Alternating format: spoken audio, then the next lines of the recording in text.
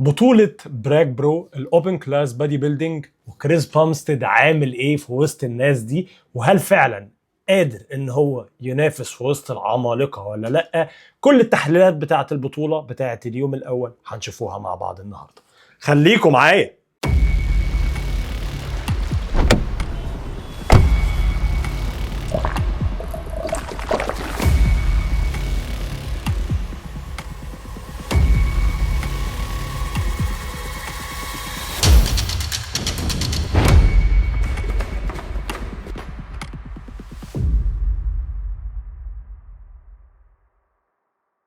أهلا بيكم في فيديو جديد من فيديوهات دورس فيتنس جايد. الفيديو بتاع النهارده هو التحليل سريع كده لليوم الاولاني من البطوله بتاع براك برو اللي كلنا مستنيينها من وقت ما كريس بامستيد اعلن في الاولمبيا ان هو هيشارك في الاوبن كلاس بعد ما خلص الاولمبيا، وما بين البطولتين حوالي شهر. وفكره ان هو ينتقل من الكلاسيك فيزيك للاوبن كلاس بودي بيلدينج، قدرته على ان هو يقدر يعمل ده في شهر واحد، ايه مدى كفاءة العملية دي كلها على بعضيها، وهل فعلا هيقدر ان هو ينافس في وسط الناس دي ولا لا؟ فالنهارده هنتفرج مع بعض على النتيجة بتاعت مجهوده الشهر اللي فات، وهنشوف مع بعض هل هو فعليا في وسط العمالقة الناس بتاعت الاوبن كلاس قادر ان هو يصد في وسطهم فعلا ولا لا. في بدايه الفيديو كده يعني اتمنى ان انتوا تعملوا لايك للفيديو وتسيبوا اي حاجه كده في الكومنتات سريعا كده. شايفين مين اللي هيكسب، مايك فيتز ووتر ولا كريس؟ على طول في اول فيديو كده اكتبوا لي في الكومنتات بسرعه كلمه واحده، مايك او كريس، لان الحاجات دي بتساعد الالجوريزم ان هو يفهم ان ده فيديو كويس وبتساعد على انتشاره الى اخره. وطبعا لو مش مشترك في القناه او مش فاعل جرس التنبيه اتمنى ان انت تعمل ده دلوقتي، ويلا بينا نتفرج مع بعض. مبدئيا لما تيجي تبص على كريس بامستيد في ثوبه الجديد زي ما احنا بنقول، لان هو خلاص يعني ما يعتبرش بقى خلاص كلاسيك فيزيك، موضوع كلاسيك فيزيك ده اعتزلناه والموضوع انتهى.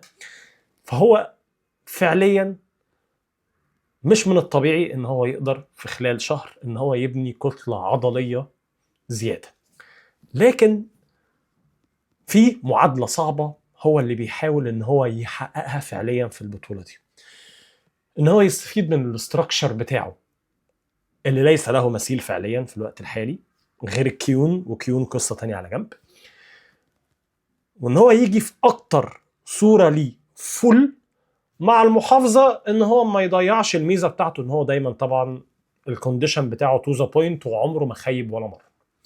ففكرة ان هو يقدر يحقق المعادلة دي، هنا كان يجي دور هاني رامبود قبل ما يعلن برضه ان هو هيعتزل امبارح، لان هو اعلن ان هو هيعتزل.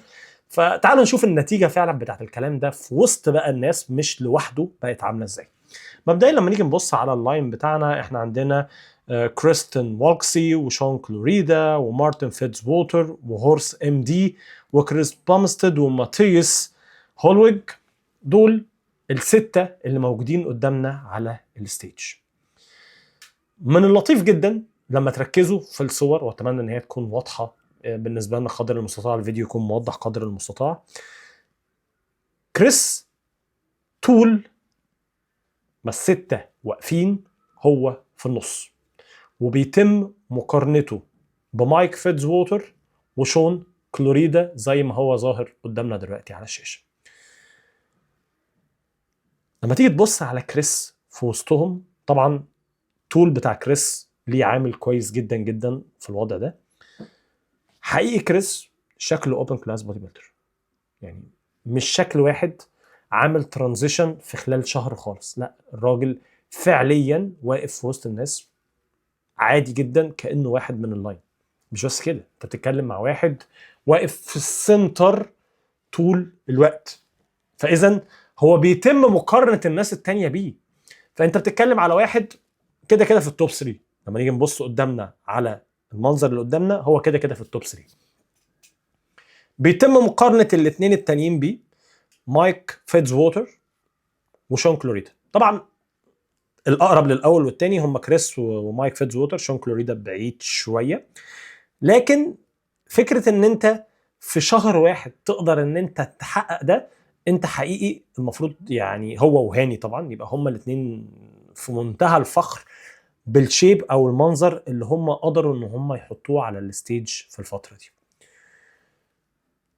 في صور او فيديوهات كانت مبينه كريس في الجزء بتاع اللور بودي لما كان بيتقارن بمايك فيتزوتر ان هو يعني النشافه بتاعته او الكونديشن بتاعه مش بقوه مايك فيتزوتر،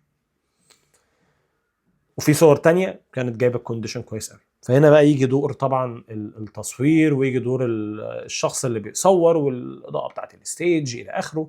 لكن في واقع الامر انت بتتكلم في اول او تاني، فسواء اول او تاني فهي الفكره وما فيها ان انت حقيقي حققت المعادله الصعبه. يعني انت حققت اللي ما ينفعش ان هو يتحقق.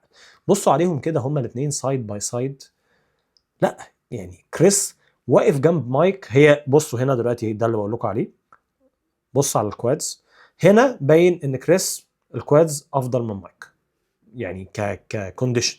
في فيديوهات تانية بتصور نفس البوزيشن ونفس كل حاجه مبينه العكس. فانت في واقع الامر كمتفرج مش هتقدر ان انت تحكم، لكن اللي تقدر تحكم عليه ان كريس اللي قدامنا دلوقتي، النسخه اللي قدامنا بتاعت كريس دي هي فولر زان الاولمبيا طبعا، واتقل من الاولمبيا مليون مره، لكن محافظ على الكونديشن بتاعه. المقارنات بتاعت الظهر ككثافه هي في صالح مايك فيتزوتر.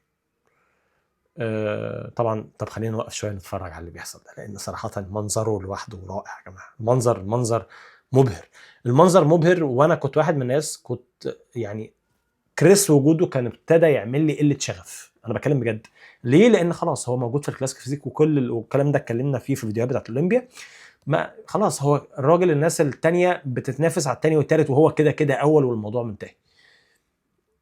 فلما وصلنا ان احنا دلوقتي هنشوفه وهو بينتقل للاوبن كلاس وبينافس بقى بجد بشكل جديد وفي وسط ناس وبيصارع على الاول والتاني، لا شغفك انك تتفرج على كريس رجع تاني. حقيقي انت ما كنتش بتتفرج عليه، انت كنت بتتفرج على الناس التانية انتوا عاملين ايه جنبه، لكن انت دلوقتي قاعد بتتفرج على كريس بامستد وهو حقيقي بيوريك ان هو يقدر ان هو ينافس في الاوبن كلاس. الكلام ده هنعيد تاني في شهر. كريس ما بناش غالبا كتله عضليه اصلا في الوقت ده خالص، هو جاست فولر زان الاولمبي، لا اكتر ولا اقل. مفيش ويت كاب والراجل فولر زان الاولمبي. طب ما تيجي بقى كده نروح للموضوع بشكل مختلف شويه، ونبتدي ان احنا نقول ان كريس قرر ان انا مش هعتزل، وكسب النهارده وقال انا هنتقل للاوبن كلاس، وقعد يحضر سنه كامله تحضير للاوبن كلاس في الاولمبي. معايير الاوبن كلاس هتتغير. السنه اللي فاتت او مش السنه اللي فاتت، الاولمبيا اللي فاتت يعني اللي هي من شهر، مش اولمبيا 2024 يعني، كانت مش بالقوه اللي احنا كنا منتظرينها في الاوبن كلاس خالص. رجوع كريس وانتقاله للاوبن كلاس هيودي الاوبن كلاس في حته تانية تماما، سواء كانت في المعايير بتاعه الشخص اللي هيكسب وفي درجه المنافسه اللي انت هتشوفها. ده غير ان هو اوريدي فتح خلاص مجال منافسه في الكلاسيك فيزيك، فالكلاسيك فيزيك هيبقى احلى. هتلاقي بقى رامون في صراع مع اورس مع مايك، معاهم هم الثلاثه، بقى في صراع قوي جدا ما بين الناس وبعضيها في الجزء بتاع الكلاسيك فيزيك. فالكلاسيك فيزيك اتحيت، وفي نفس الوقت الاوبن كلاس بقى في حته تانية تماما. فانا اتمنى ان كريس يكسب النهارده، مع العلم البطوله دي يومين، وميزه البطوله اليومين ان الشخص عنده مجال في اليوم الثاني ان هو يبقى دايلد ان اكتر او يبوظ خالص برضه، عشان نبقى لازم نبقى حاطين الاثنين في الاحتمال. بس يعني مايك دايما بيبقى في كونديشن كويس، مايك فيتزوتر، وكريس كده كده بيبقى في كونديشن كويس. مايك عنده مساحه ان هو يبقى تايتر وهيبقى برضه اكبر من كريس، بس كريس ما اعتقدش ان هو عنده مجال ان هو يبقى تايتر زي الوضع اللي هو فيه. مش هيجي ديفايند اكتر من كده، ما اعتقدش ان في ديفينيشن اكتر من كده اصلا يعني. لان دي هي دي النسخه بتاعت الديفينيشن بتاع الاولمبيا اللي هو بيجي بيها. فهل هو يقدر يجي فولر في اليوم اللي جاي اللي هو النهارده وانا بسجل الفيديو هيبقى النهارده بالليل يعني اللي هو لحد مساء يعني معرفش. فده مدينا برضو حاجه نستناها. انت قاعد مستني تشوف حاجه، ما بقتش قاعد مستني اعلان نتائج وكلام من ده، لا خلاص انت قاعد مستني تشوف ايه اللي هيحصل.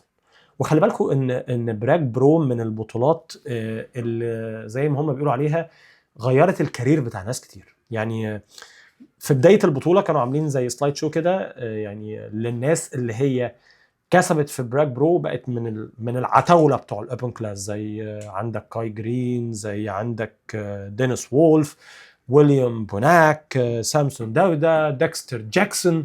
الناس دي كلها كسبت في براك برو وانتقلت لمرحله تانية خالص، او دي كانت نقطه تحول تامه ليهم في الكارير بتاعهم كله. فده ممكن يبقى هو كده كريس مش محتاج تحول في الكارير الصراحه، لكن هي ممكن تبقى مرحله انتقاليه للعبه، لان كريس يطلع على الاوبن كلاس ويبقى بينافس على الاول والثاني والثالث في الاوبن كلاس، ويبقى بيكسب في الاوبن كلاس، والمعايير تتغير تاني، ويبقى الموضوع اتغير تماما. يبقى فعلا اتعمل ريديفايننج للعبه في معايير كتير قوي. شكلهم النهارده هيحدد حاجات كتير قوي. من الوارد ان كريس يكسب، من الوارد جدا ان كريس يكسب، ومن الوارد برضو ان مايك يكسب. انا صراحه مش قادر احدد، فسيبوا لي رايكم في الكومنتات قبل ما تتعلن النتيجه، بلاش نخم يعني. انتوا شايفين مين هيكسب النهارده؟ توقعاتكم طبعا لمين اللي هيكسب النهارده، وشايفين كريس هيرجع عن قراره وهينافس فعلا في الاوبن كلاس بودي بيلدينج؟ وهل هاني رامبوت كمان هيرجع عن قرار الاعتزال بتاعه، لان هو اعلن اعتزاله هو كمان، وهيبقى يعني زي ما احنا بنقول حجر الاساس لرحله كريس الجايه في خلال السنه الجايه، لو كريس قرر ان هو لو كسب النهارده وقرر ان هو يشارك في الاوبن كلاس.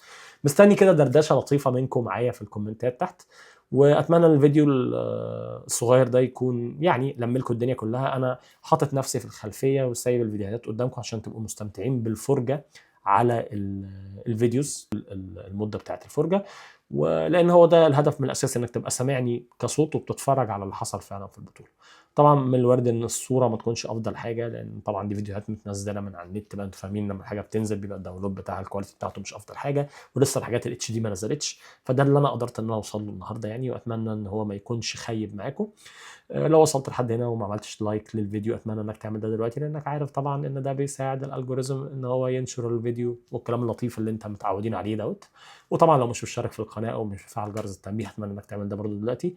كان معاكم دوله من دورس فيتنس جايد، واستنوني في الفيديو الجديد.